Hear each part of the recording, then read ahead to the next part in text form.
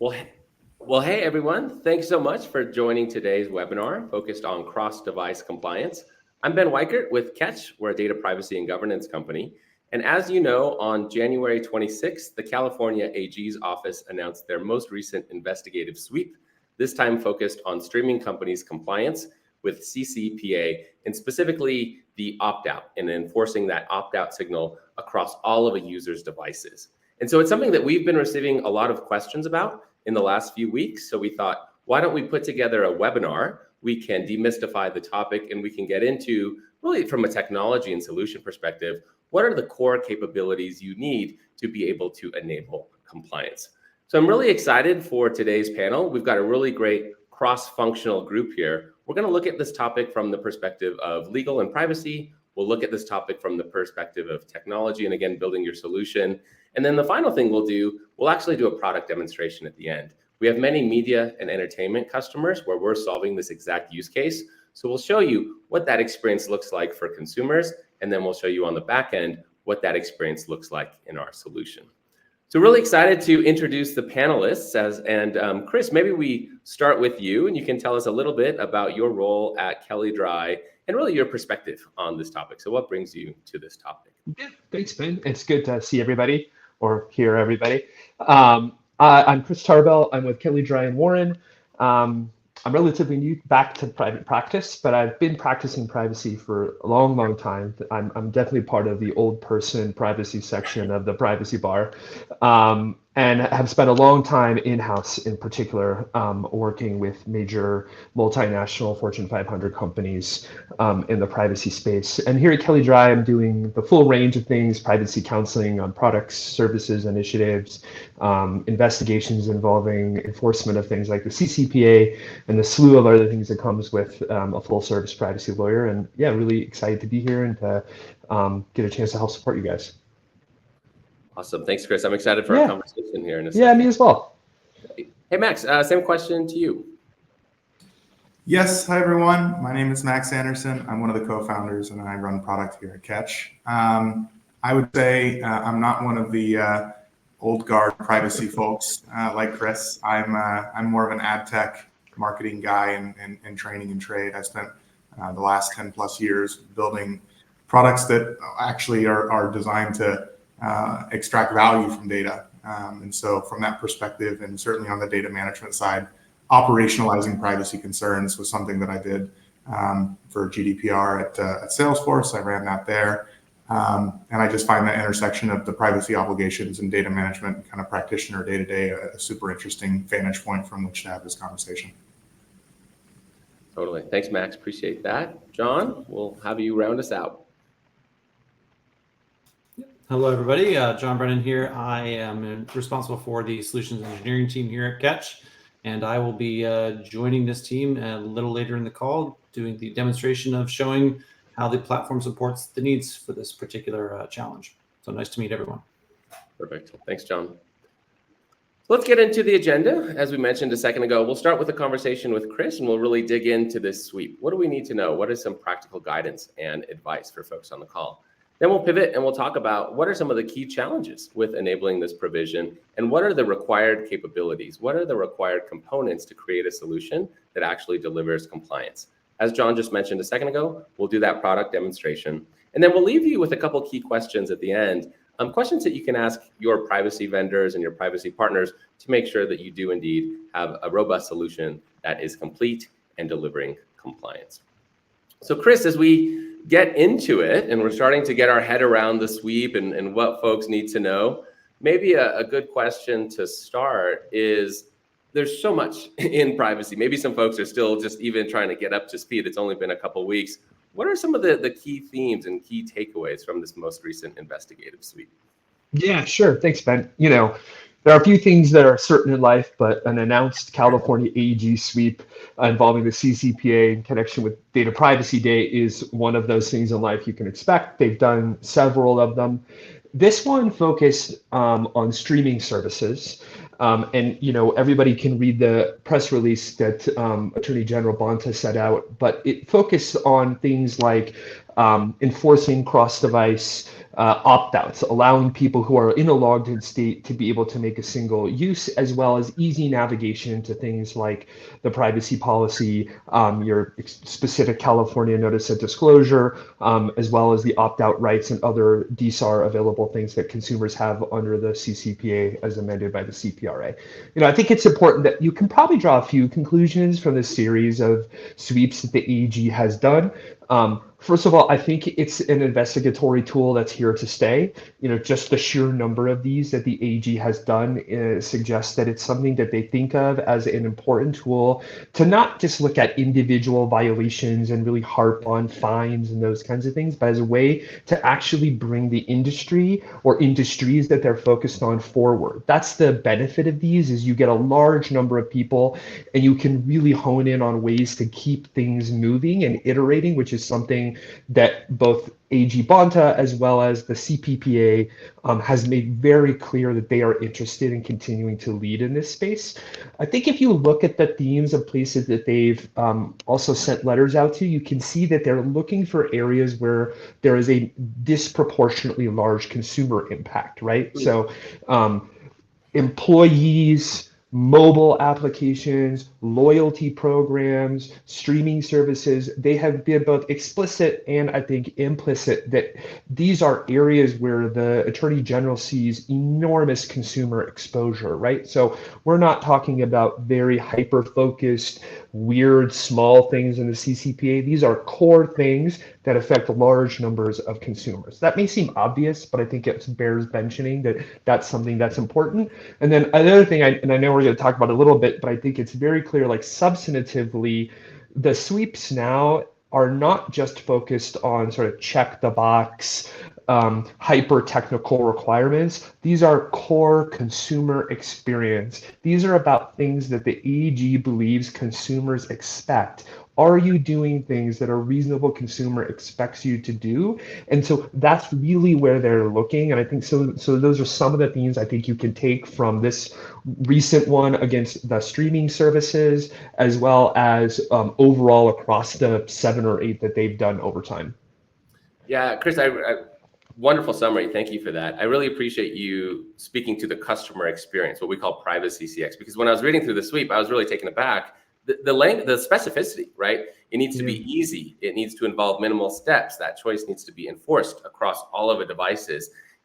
There's not a lot of gray room there. That's very specific versus something that's open to interpretation. And what I'm hearing you say is certainly within this sweep, and then more broadly, there is a big focus on the end user experience. How does it actually manifest for a user, and going beyond just checking the box, but actually using technology to actually make it so, is how we might. Absolutely. I attended the California Privacy Section's annual summit of the California Bar last week, and that was an enormous theme.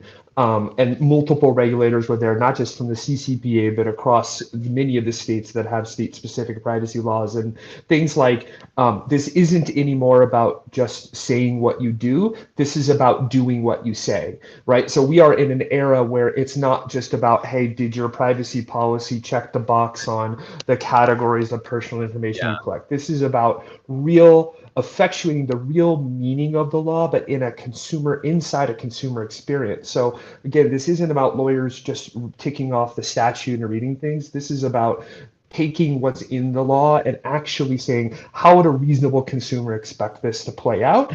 And that was included in a number of areas, like things like dark patterns, consumer experience, and the opt-out case.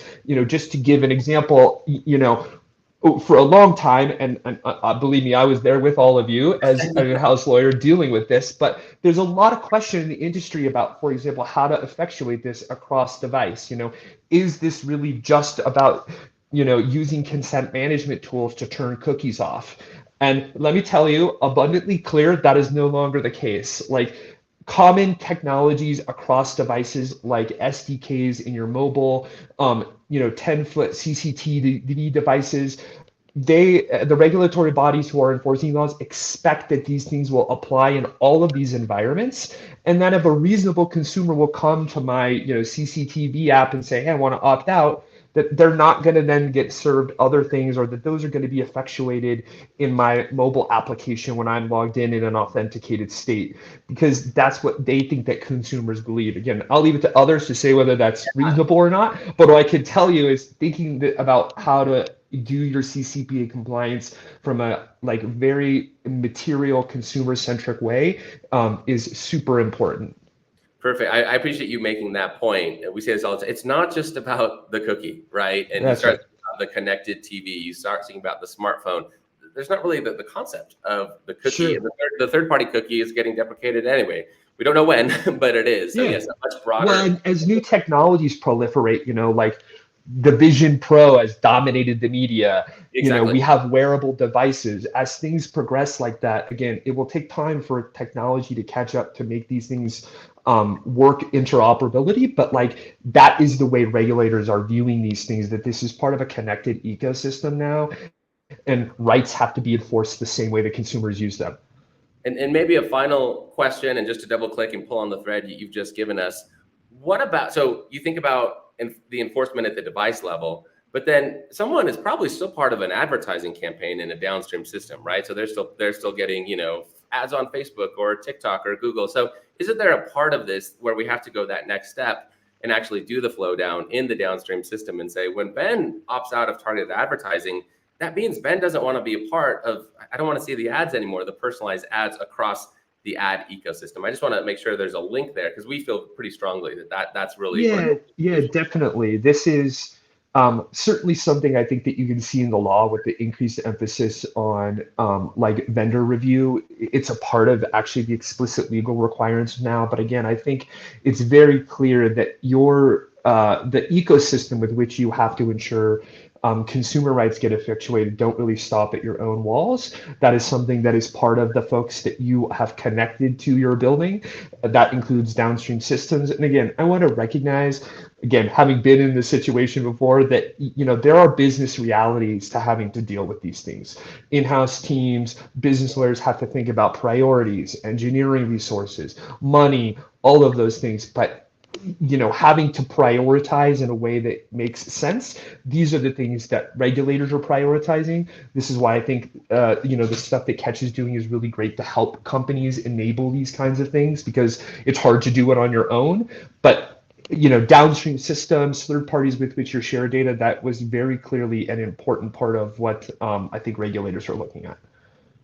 Perfect. Well, Chris, I really appreciate the very thoughtful perspective. Sure. I appreciate that you're practical, right? And actual you can use and stuff you can go and take into your role. So yeah, absolutely. And I'm going to stick around and hear the smarter part you guys are going to talk about. But if anybody has any questions, I'm also here to listen and respond as needed. Awesome. Well, thank you, Chris, so much for that foundation. So what we want to do now is pivot and actually talk about, from a solution perspective, from a capability perspective, what are some of the core ingredients that you need within your technology stack to be able to enable cross-device compliance? And Max, I think you're going to give us a little commentary on what folks should start thinking about. Yes, thanks, Ben. Well, you guys certainly landed the plane in a way that I think is persuasive. It's always been difficult for me, having started Catch, and the focal points for what we thought were going to be reasonable expectations in the context of privacy not being centered around cookie compliance. And I've always felt like, and we've always believed that, if you think consent management is synonymous with cookie consent, you're basically living in antiquity. So it's good to hear that the kind of enforcement side of the equation is starting to catch up to that paradigm. And I think that's important. And that leads us into, well, if we have that assumption or that understanding that this beyond transcends cookie consent, then the three kind of pillars of a rational solution to this problem, of course, are: first, you have to collect the consumer's choice. You can do that in a smart TV, a smart toaster, a smart refrigerator. It doesn't really matter. There has to be mechanisms, interfaces, and experiences where individuals can express their privacy wishes across different jurisdictions. That's probably what we spend the most time talking about in the industry. There's a lot of dark pattern, a lot of different look and feel conversation, but that really is probably among the three the simplest thing to do: collect their choice. Where things get more interesting and difficult are kind of 2 and 3. And 2 is the idea that I have to enforce that choice or respect that choice across the devices or the device surface area that an individual uses when they interact with my company or brand. So if I opt out on my mobile phone, I should have that reflected when I log in on a website or in my connected TV, or again, my smart toaster that I envision for my future self. And then I think even more consequentially and frequently not discussed, again, back to this kind of cookie concept, turning off cookies, whatever that actually means technically, is insufficient when you think about enforcement of people's choices in the systems that operationalize data. You have Facebook, you have LinkedIn ads, you have Mixpanel and all sorts of analytic tools. All of those systems are in scope. And sure, it's good that you don't collect subsequent information about that individual once you see that they've opted out. That's insufficient as well. You need to make sure that the data that you have already collected, that is already in those systems, is controlled to not be used to those types of ends. So if you opt out of sale, I need to reach into Facebook and remove you from the targeted advertising segments that I built in that platform. And those are the three things that we think are important kind of pillars of a rational solution design to this problem. I think the only thing I would change on this slide is I would add the toaster as the fourth device, because I can tell that someone's hungry. So I appreciate the multiple references to the smart toaster. So, I mean, what a great outlay or overview of the core components that are required. You started to allude, I think, Max, to some of the challenges, right? Especially when you started talking about some of the identity. So can you give us a sense of big picture? Why is this so hard why do brands struggle with figuring all of this out? It seems like a lot of moving pieces, huh? It is, and it is a hard problem to solve. And people in the marketing and ad tech game have been trying to solve this problem for decades. And there's been hundreds of millions of dollars in equity investment in these types of solutions. They're part and parcel with what people expect in the marketing world, a la CDPs, and put the customer at the center. All of these tropes and kind of problems that live behind the tropes are very real, and they've existed for a long time, but they haven't always entered the privacy arena. But just now, on the heels of this sweep, I think it's starting to become topical and rational, and people are understanding this might be something that needs to be addressed. What makes this problem hard is that the law can talk about natural citizens and data subjects all at once, but here on Earth, consumers interact with a company through a myriad of devices. In fact, the average consumer in the context of a single brand has over 26 distinct identifiers that represent their person in the context of that brand, and of course the data systems that data is collected against and stored in. So if you really want to effectuate these choices, you need to recognize that Amplitude and Mixpanel and all these tools have a different identifier for you. If you want to effectuate their choice in those systems, you need to know it, you need to connect it. The CTV ID is different than the mobile ad ID on the phone that you use, as is different than the web browser. Even if third-party cookies are going away, first-party cookies are here to stay. If you want to solve this problem, you have to recognize and appreciate that all of those identifiers are in scope and need to be connected in some way and rationally addressed. And that's what makes this problem hard. How do you do that in a way that doesn't take 5,000 developers? Because to Chris's point, there are business considerations, and that's a hard problem to solve through that lens.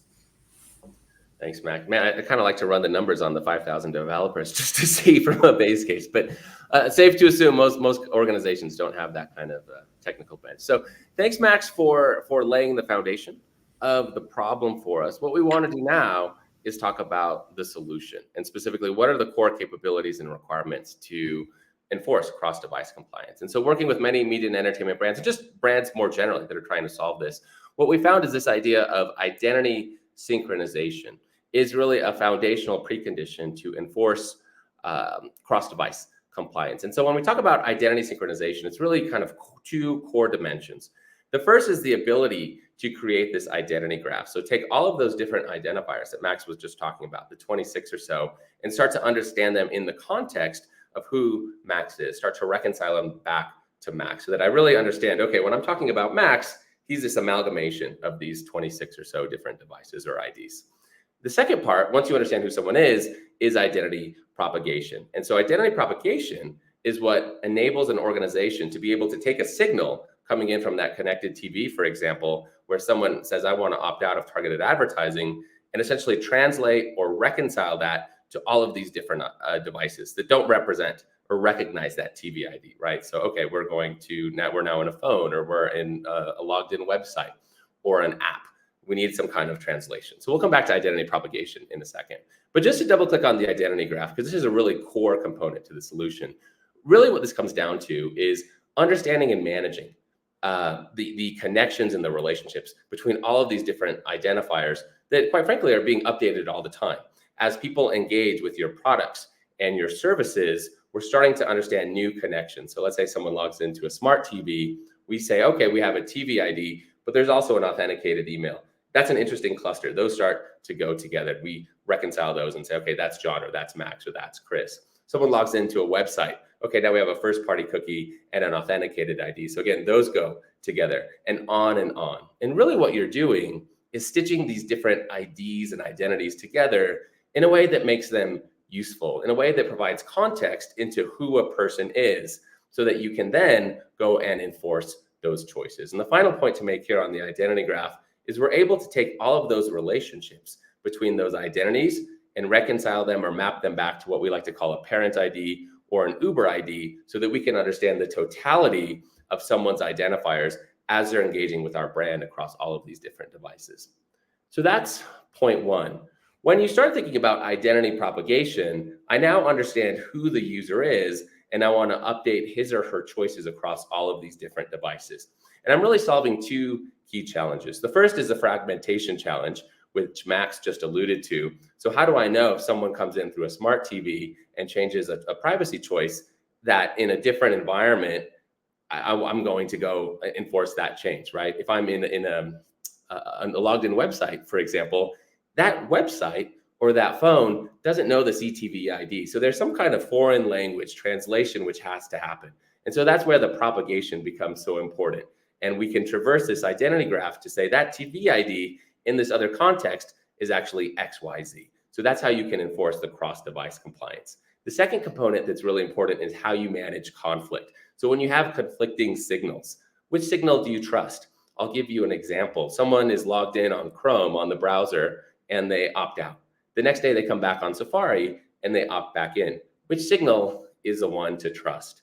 Another common example is households sharing an ID. So you have many people that are sharing an account ID for a streaming service, making different privacy choices. How do I know which identifier, which signal to trust? And so this point of prioritization becomes very important so that you can be very intentional about which IDs you update when, under which context. So that's the idea of the identity graph and building that identity graph. You use identity propagation to traverse that identity graph and enforce those choices across the different signals. The final point, and Chris earlier was talking about flow down, we can use the identity graph in this framework to also power flow down. So let's say that Max on the CTV ID updates his choice and opts out of targeted advertising. We want to pull him out of a Facebook advertising group, but Facebook has no construct, no concept of what a CTV ID. Facebook, if I can anthropomorphize it a little bit, looks at the world through the HEM, the hashed email address. So I need a translation to get from the CTV ID to the Uber ID back into the Facebook framework. And so that's what identity synchronization is doing for us. And it's the same for a customer data platform that maybe one of you, that a brand is using for activation. And it's just the same for analytics partners that you might be using as well. A lot of organizations will use Mixpanel to understand journey insights and analytics, which then they'll use for targeted advertising. Mixpanel has its own proprietary ID. So we can traverse this graph to say a CTV ID is an Uber ID, which reconciles back to the distinct ID. So that's the world of identity synchronization. It's really about building and traversing the graph, making these translations so that you can enforce these choices, and then managing the inherent conflict. And so I know that's a little conceptual. What we want to do now is show you what does this actually look like from a user experience, and how are our customers leveraging our solution to power exactly this. And so we'll do this from the perspective of John's journey. John is a subscriber of Flash TV. And what we're looking at as we go through this experience, what are the identities that are being leveraged? And then are we capturing personalized advertising and tying it back to that identity? So John logs in through an authenticated Flash TV experience, and we're capturing a TV ID and an account ID. And in this instance, everything is enabled. There's no reason to be turned off for targeted advertising because we haven't received that signal. The next day he comes back on the website And this essentially is the same thing. No longer do we have a TV ID, we have a web ID, but we're starting to understand this pattern and this relationship between John and his devices. John initiates the opt-out. So he opts out of targeted advertising. We're able to turn those yeses to no. So we're no longer capturing data against those two identities. And so it looks something like this, where the account ID and the web ID are now enabled for the opt-out. But this is a fundamental challenge that you have. How do those other identifiers, which connect John to other devices, get that signal? You wouldn't have the ability to enable the opt-out across devices unless you have the identity synchronization framework. So it's that framework that allows us to proactively say, whenever John shows up on any of these different devices or downstream, let's proactively or preemptively enable the opt-out. So when John shows up on the phone, the system already knows not to capture that data. So that's how you enable cross-device compliance across the top. The final point that both Chris and Max had mentioned is wanting to take that final step in enforcing the flow down, making sure that John is no longer a part of these different campaigns in Facebook or Google or whatever the case may be. So we're leveraging that same framework for flow down. So with that context and that construct, John, I'd love to turn it to you to bring this to life a little bit for the group so that we can see what this actually looks like. Absolutely. Thank you, Ben. Appreciate that. Let me share my screen here real quickly. And Ben, if you can confirm that you can see the Flash TV app. It is not loaded quite yet. Okay. Let me try this again.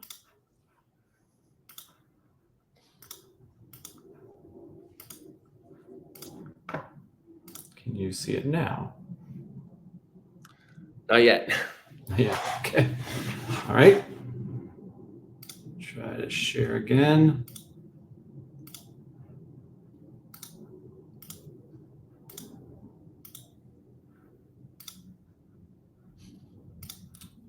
Let me know if you can see it at all. Still no Flash TV? I'm not sure what's going on, John. So maybe I can stop. Yeah, maybe stop sharing. Let me try to present.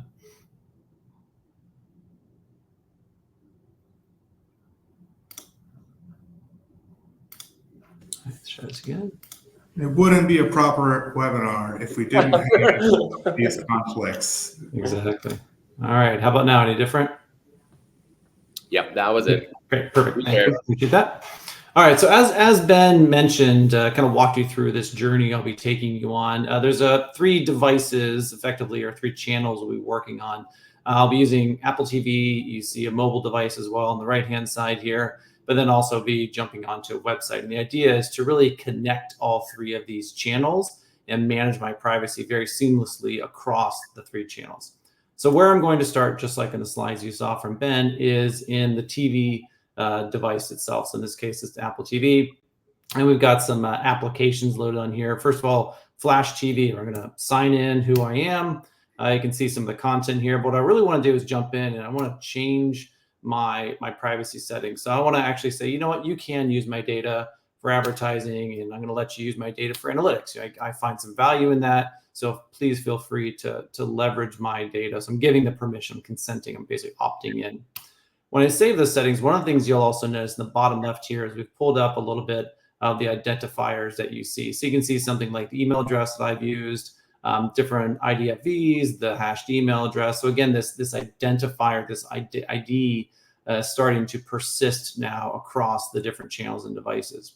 Now, if I go into the Catch application, you will see that we have this audit log. So this is where, again, Catch is that central piece that's going to store and capture the consent choices. If I refresh this audit log, you will see that I've now opted in. You can see the date timestamp here. So this is really happening. This isn't demoware in any way, shape, or form. So you can see that I've opted in to the analytics and and the behavioral advertising. Now, if I go over to another channel, so in this case, the Flash website, I'm going to sign into this this channel here, use the same email address, the same identifier.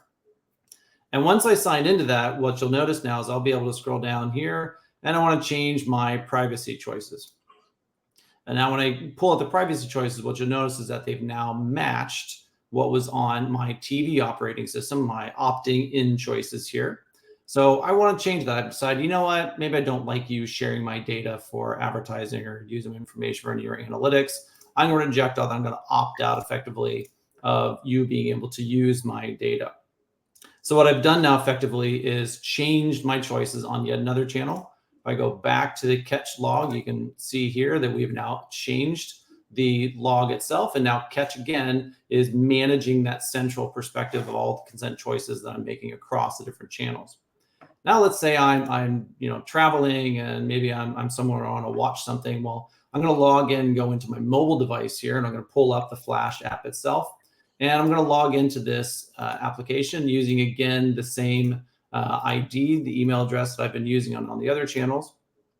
And when I sign in, I want to change my choices. Now you can see, again, these are matching what has happened across all the different devices. If I jump back into my tvOS app here, you can see now the device has also been updated. So not only do I have different devices and channels that I can make the changes on, but it's also reflecting across any channel. So I make it on one channel and it is automatically now updating across the other channels. So now I'm in full synchronization, leveraging the identifier, which you can see here as well on the mobile device itself. So really, we've kind of done this round tripping across all the different channels, across all the different devices. Now that's great, but as you saw in one of the other slides, it's also really critically important that we look at the backend systems, the flow down, as the term we're using out there. And you can see here, this is a system called Segments. This is a customer data platform that I'm leveraging, and I'm actually able to show that the opt-outs are also propagated to those downstream systems. Now, this has all been done automatically. There's no human intervention required. It's all done effectively in real time. These are all fully functioning applications you see here. So it's all a very automated real-time process that can manage across multiple channels. So that's really a look into what it looks like in the real world outside of just in the slides. So Ben, I'll turn it back over to you maybe for some final thoughts here. Yeah, thanks, John, so much. And I love how you close that out with the focus on this is automated, this is real time, this isn't the 5,000 developer hours that Max had spoken to in his section.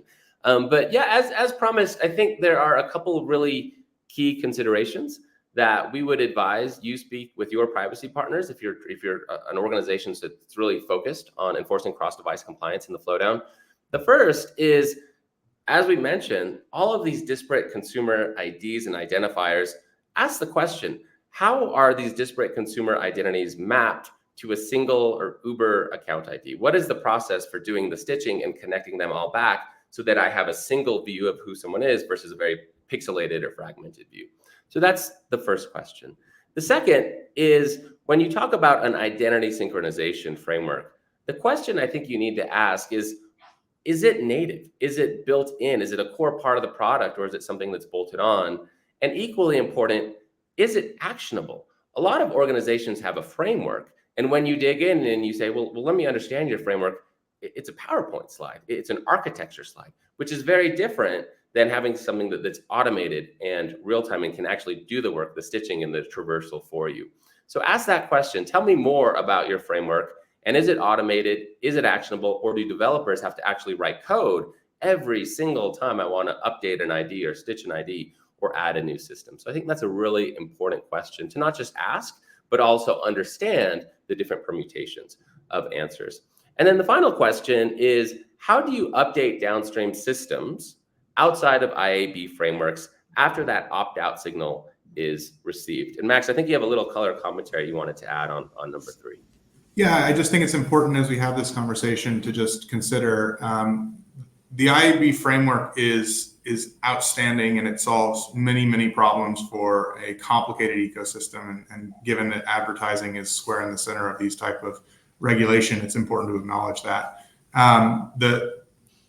The average, I would imagine, privacy vendor would say, of course we handle propagation and flow down. We do it through the IAB frameworks. And while that covers many of the cases, it's important to acknowledge that it is very rare that all of the companies that you have an interaction with leverage that framework. So it's important to have a solution that covers all of the different data systems and actors on the stage.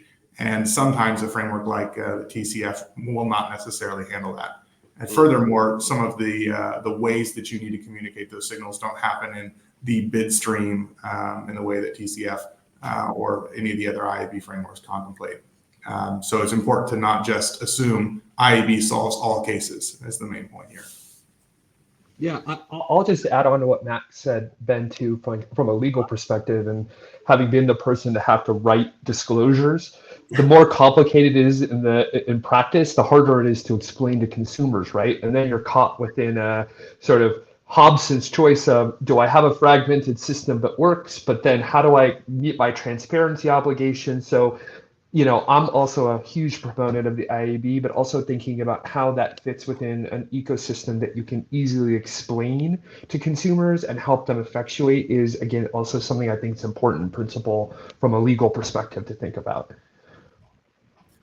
Thanks, Chris, for kind of bringing it back to reality and saying, at the end of the day, consumers need to understand what's happening. And like, I mean, somebody's got to write that privacy notice or notice that collection. And when you sit down to be the one to do it, the harder it is in practice, the harder it is to really explain.